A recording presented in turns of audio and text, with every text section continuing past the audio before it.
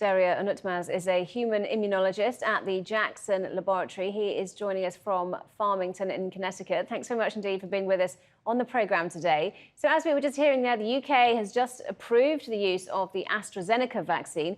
How important is it to have more than one effective vaccine in circulation? At this stage, it's extremely important to have more than one vaccine. As you know, in the US, also two vaccines were approved. These are emergency approval, Moderna and BioNTech vaccines. Actually, England was the first to approve the BioNTech Pfizer vaccine.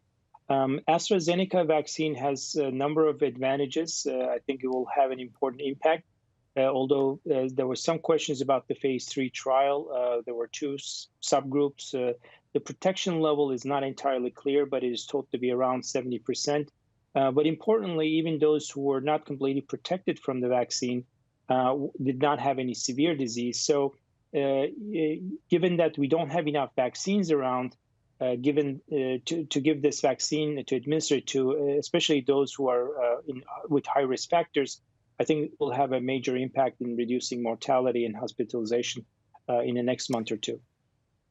What more do we know about whether people who have been given the vaccine can still transmit the virus or not? So that's an important question. We don't necessarily know the answer to that. And that might depend on the vaccine itself, because if the vaccine induces a very strong immune response, in other words, if there's a lot of antibodies that actually limit the replication of the virus, which happens, by the way, with the mRNA vaccines, BioNTech and Moderna, those people are much less likely to transmit the virus. In other words, not only themselves are protected, and the protection there is about 95%, but most likely they won't be able to transmit it because the virus will have a very short window where it has to reach a certain level of replication in order to transmit itself. We don't know the answer to that for sure. Moderna vaccine trial had some indications, what we call the sterilizing immunity or preventing the transmission. For sure, we don't know for AstraZeneca vaccine either.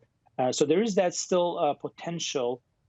Anyone who gets vaccinated should still wear protective masks and really have the social distancing, not only to make sure that they're still protected because they could be in the part of the 30% who are not protected, but more importantly, to prevent transmission to the others until we really figure out who is going to not transmit the virus.